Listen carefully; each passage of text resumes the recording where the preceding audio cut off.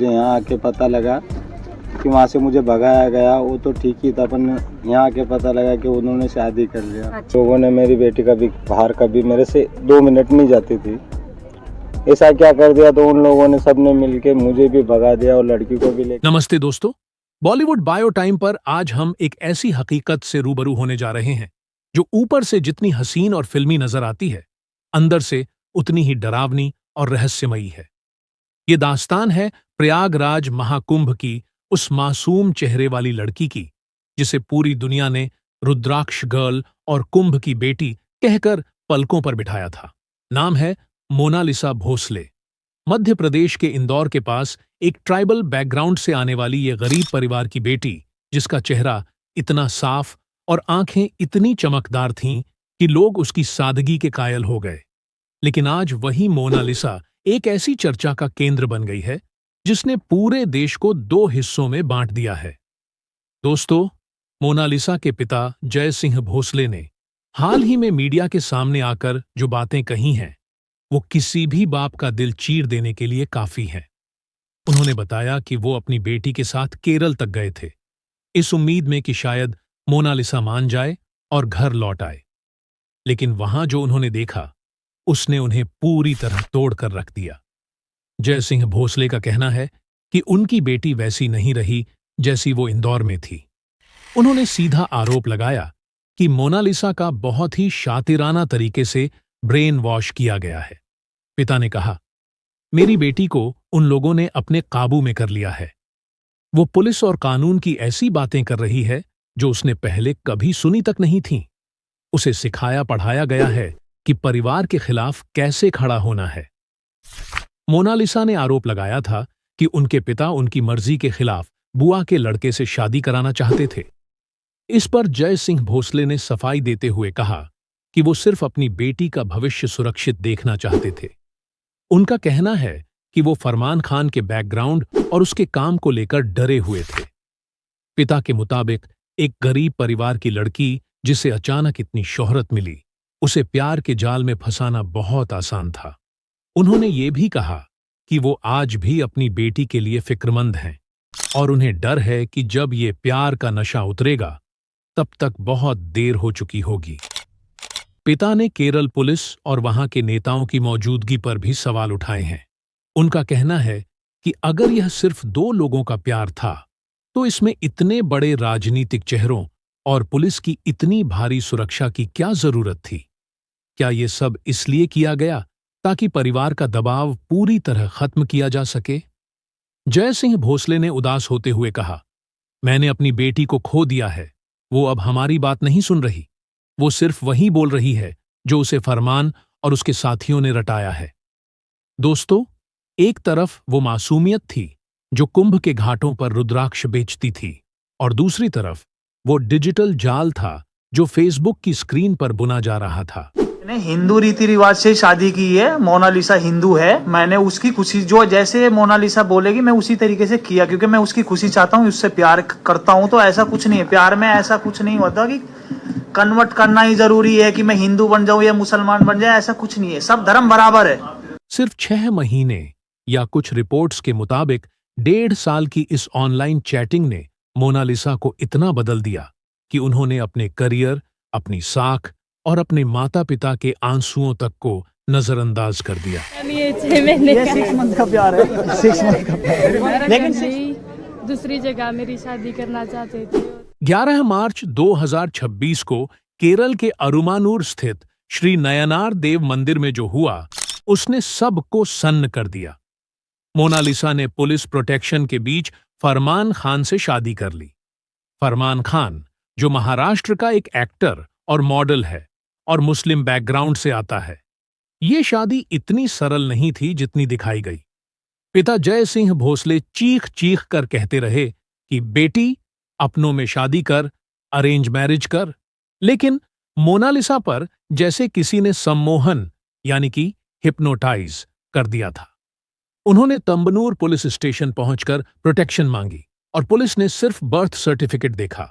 2008 की पैदाइश, 18 साल पूरे, एडल्ट और फ्री चॉइस। बस कानून की मुहर लगी और एक हिंदू बेटी का सफर बदल गया। शादी स्पेशल मैरिज एक्ट के तहत हुई।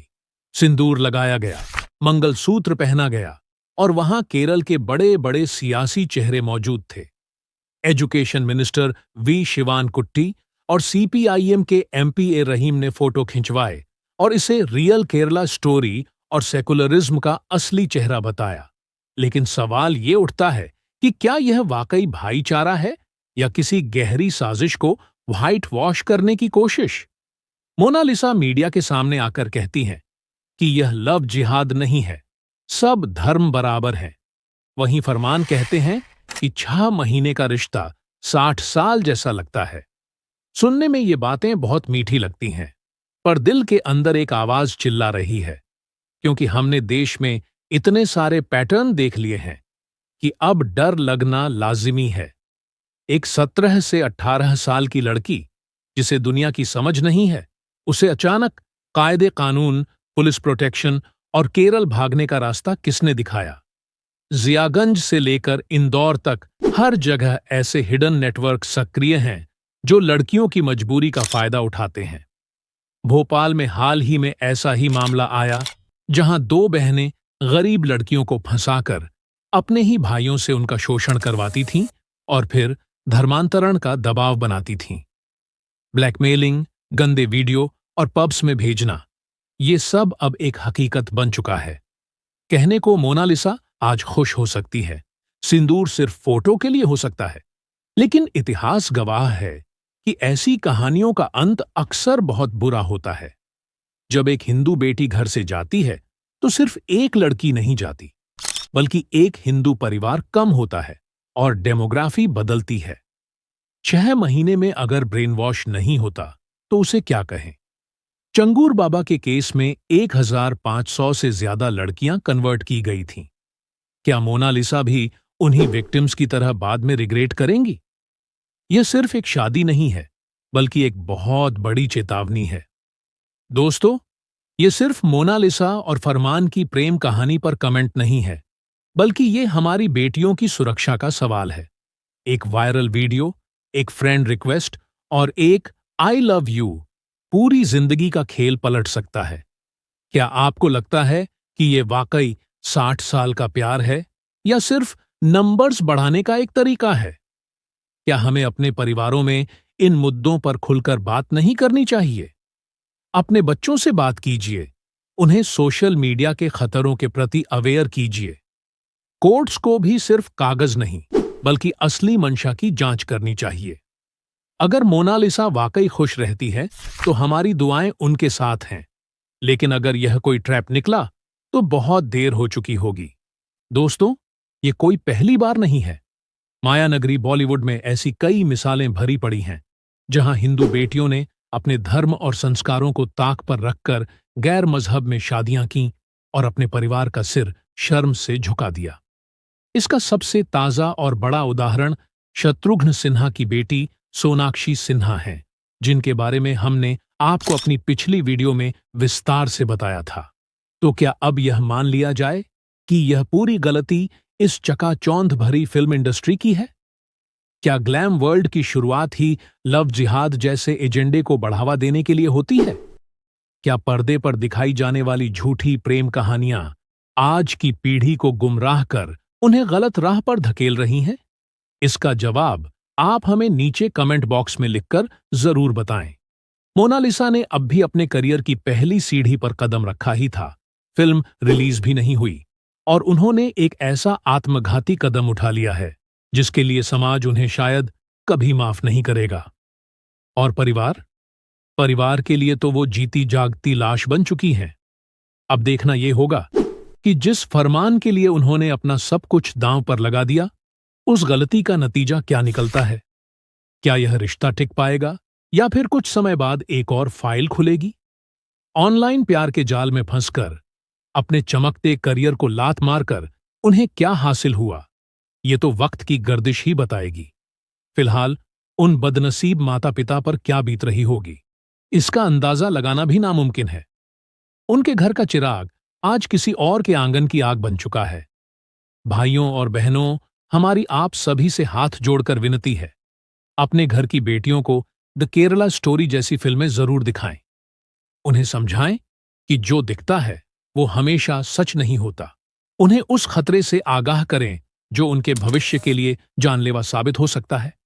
संस्कारों की ढाल ही हमारी बेटियों का असली कवच है। इस वीडियो को रुकना नहीं चाहिए। इसे अपने हर दोस्त, हर रिश्तेदार और हर ग्रुप में आग की तरह फैला दें ताकि ये संदेश हर घर तक पहुंचे। अपनी राय कमेंट में जरूर लिखें। वीडियो को लाइक करना और आपके अपने चैनल बॉलीवुड बायो टाइम को सब्सक्राइब करना बिल्कुल न भूलें। इसी फील्ड में हूँ मैं भी सिनेमा। हम लोग एक फिल्म में हम दोनों एक्टिंग करता था, दोनों का कास्टिंग हुआ। उसी टाइम हम दोनों मतलब बातचीत करना चालू किया। फिर मोनालिसा प्रपोज किया मुझे। मैं मना किया शुरुआत में, लेकिन मोनालिसा बोला नहीं हमें करना है, अच्छा लग रहा है, पसंद है। इसीलिए फिर मैं भी ओके बोला। बाद में हम दोनों को लव हुआ, डीप लव हुआ। उसके बाद डिसाइड किया कि हमें शादी करना है।